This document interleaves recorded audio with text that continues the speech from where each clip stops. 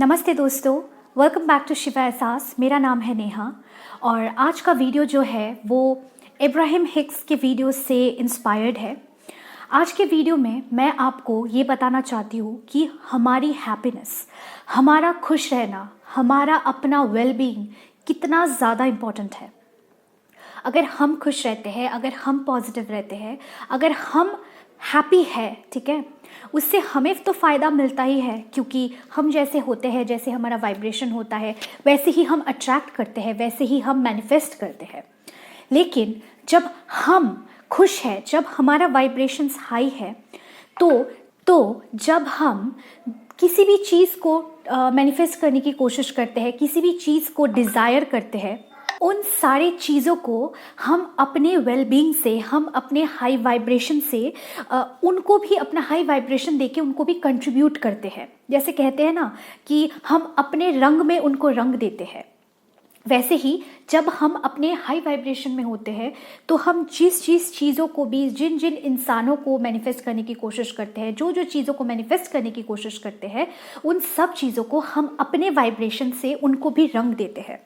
इससे होता क्या है, हम अपने वेलबींग से खुद तो खुश है, साथ में हम आसपास का जो ये वातावरण है ना, वहाँ भी हम अपने वाइब्रेशन से कंट्रीब्यूट कर रहे हैं towards a positive change, towards a very high vibrational change, high vibrational frequency. और जब हम अपने हाई वाइब्रेशन से बाहर भी कंट्रीब्यूट करते हैं, दूसरों को भी कंट्रीब्यूट करते हैं, तो उसका फ़ायदा सिर्फ दूसरों को नहीं होता, क्योंकि हम जब भी किसी और को कुछ देते हैं, लॉ ऑफ अट्रैक्शन कहता है वही हमारे पास वापस आता है इन अ मैग्नीफाइड वर्जन, 2x 3x में वो हमारे पास वापस आता है। तो अगर हम खुश रहते हैं, अगर हम पॉजिटिव रहते हैं, तो हमें तो बेनिफिट मिलता ही मिलता है, साथ में जो हम अपने आसपास चारों तरफ अपने वातावरण में उसको कंट्रीब्यूट करते हैं, उससे भी हमें रिजल्ट में, उससे भी हमें उसका एज एन इफेक्ट, हमें उसका रिजल्ट भी 2x 3x में डबल ट्रिपल होके वापस मिलता है। सो गाइज, हमारा सोल जो रिस्पॉन्सिबिलिटी है वो सिर्फ़ और सिर्फ हमारी खुद की वेलबींग है, हमारी खुद की हैप्पीनेस है, हमारा खुद का वाइब्रेशन है, कैसे हम अपने वाइब्रेशंस को हाई रखते हैं, वही सिर्फ़ और सिर्फ हमारा सोल पर्पस होना चाहिए। और अगर कुछ सिग्निफिकेंट कंट्रीब्यूट करना है ना हमें, तो सिर्फ और सिर्फ हम खुद खुश रह के ही ये सिग्निफिकेंट कंट्रीब्यूशन कर सकते हैं। इसीलिए कहा जाता है कि पहले खुद के वाइब्रेशंस पे काम करो, खुद का वाइब्रेशंस हाई करो, खुद खुश रहो। ये जो मैनिफेस्टेशन ऑफ लाइफ है, ये हमें इसलिए मिला है क्योंकि हमने ऊपर कहीं पे कन्विंस किया था कि हम एक बेटर लाइफ डिज़र्व करते हैं। तो हम जब इस अर्थ पे आते हैं बर्थ लेके एज अ ह्यूमन बीइंग, तो हम ये तय करके आते हैं कि हम अपने लाइफ को टू द फुलेस्ट लीव करने आ रहे हैं, हम खुश रहने आ रहे हैं, हम पॉवर्टी में जीने नहीं आ रहे हैं, हम सैड होने, लैक में, in the lower vibrational frequency हम ये सब झेलने नहीं आते हैं। हम अर्थ में आने का हमारा मेन मोटिव ही ये रहता है कि हमें खुश रहना है। तो हम कहीं ना कहीं हमारे वेलबींग, हमारी हैप्पीनेस, उसी को हम कहीं ना कहीं भूल जाते हैं। सो गाइज, आज से ठान लीजिए कि कुछ भी हो जाए, अगर आपको कुछ भी परेशानी है, मूड ऑफ हो रहा है, सैड होना कोई भी एक्सक्यूज़ नहीं है, चाहे सिचुएशन कैसा भी हो।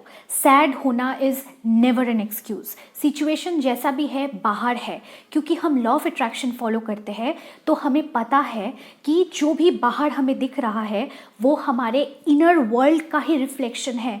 तो जो भी बाहर परेशानी है उसकी जिम्मेदार भी हम हैं।